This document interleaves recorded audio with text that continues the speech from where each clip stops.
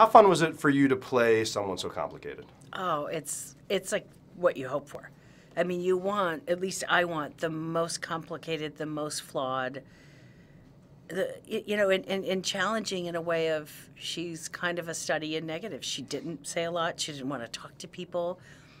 Her kind of suit of armor was this invisibility. Like, she could walk by people and no one noticed her, which I think is like, I mean, to me, it's a little heartbreaking because she's riveting and talented and really incredibly witty and so smart, and yet no one ever looked at her or thought about that. She liked it that way, but in a way you just think, who else do you pass? Every day, who do we all pass that, what's their story? How incredible are they? And we don't even notice them.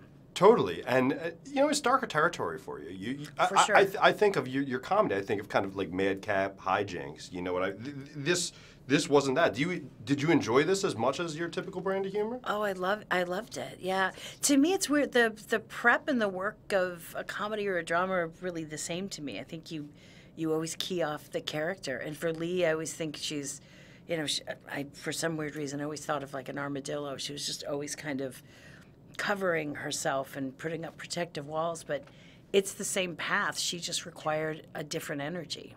That's fair. Now, Richard joked with us in Toronto that you were so good at staying in character as a miserable person, which is very different than the Melissa we know.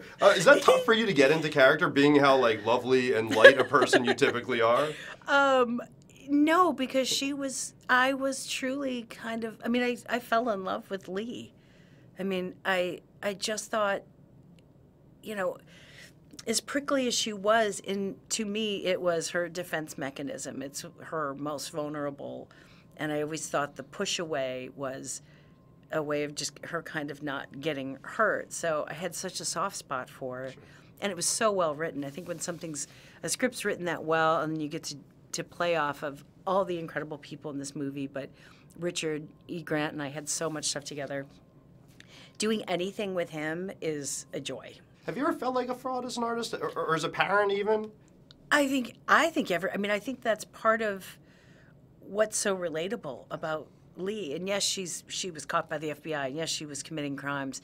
But in terms of like the human aspect of it, of feeling undervalued and feeling scared for like, how do I survive?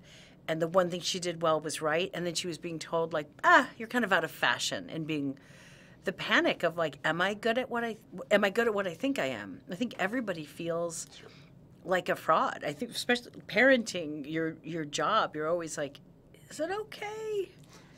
Is this making any sense? Like, there's things I've said to my kids, whereas they leave the room, I'm like, I think that's right. Like, I think that's a really human, I think that's something everybody can like attach on to that. You are legitimately getting Oscar buzz for this already. I know it's early, but what does that mean to you?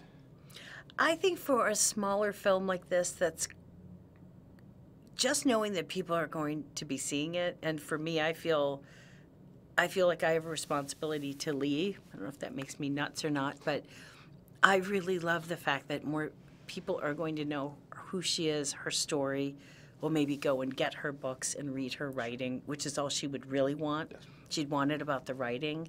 And anytime you do kind of a smaller thing where everybody involved is just there because they love it and they want to see this grow up and become a movie, anytime that's getting, people are talking about it, it makes me really proud.